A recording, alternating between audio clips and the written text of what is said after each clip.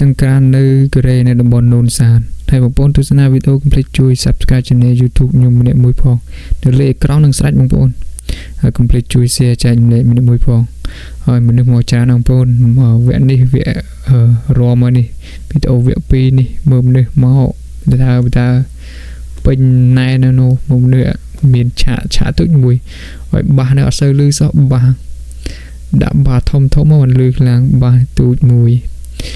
ហ្នឹងហើយធ្វើមិនយើងព្យាយាមធ្វើអញ្ចឹងណាតិចបាសទូចនេះក៏នៅព្យាយាមមកមនុស្សមកមើលមកបដាលសពនេះមានការសម្ដែងលបាំប្រពៃណីលបាំកែនលបាំជូនពោជាច្រើនទាញពត់អីក៏មាននិយាយរួមប៊ូហូហ៊ីហែហើយបងប្អូនដែលចង់មកកូរ៉េមើលឲ្យហើយទៅយើងទៅនេពី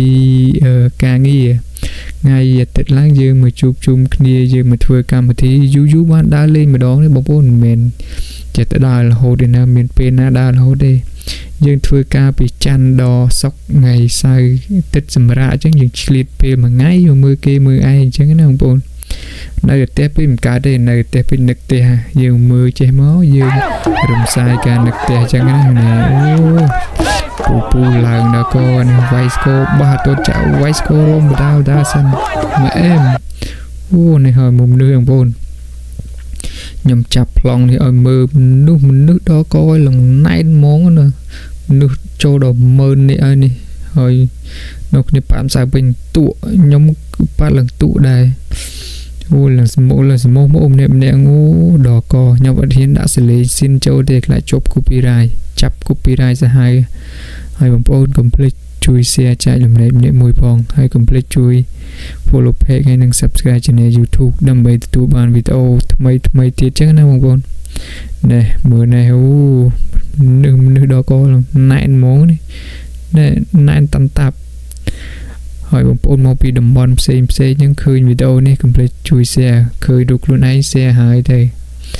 ប្រាក់ខែផ្ញើទៅផ្ទះខ្លះដើរលេងខ្លះទៅផ្ញើទៅផ្ទះអស់ពេកយ៉ាត់អត់នេះ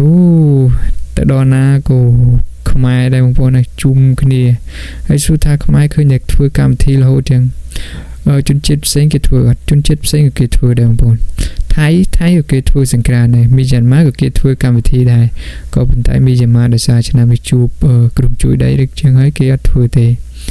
ថៃក៏គេធ្វើមីយ៉ាន់ម៉ាគេធ្វើឥណ្ឌាអីនោះក៏គេធ្វើមិនធ្វើតែយើងទេ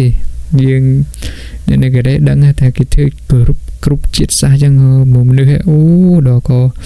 ហើយកម្មវិធីនៅកូរ៉េក៏គេចូលរួមដែរខាងសាលាក្រុងខាងអីខាងមេភូមិមេឃុំគេចូលរួមដែរមិនធ្វើដោយងងើលធ្វើតែងងើលមិនធ្វើដោយមានសុំច្បាប់ទេយើងមានសុំច្បាប់គេត្រឹមត្រូវហើយក៏មានការចូលរួមពីអាជ្ញាធរដែរ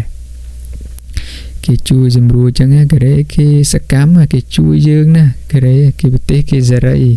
គេមានកម្មវិធីអីគេលើកទឹកចិត្តជួយយើងធ្វើតែធ្វើហើយយើងត្រូវជួយសម្អាតប្រទេសគេផងរៀបចំទុកដាក់សម្រាមអីអញ្ចឹងឲ្យស្អាតអញ្ចឹងណាបងប្អូននេះ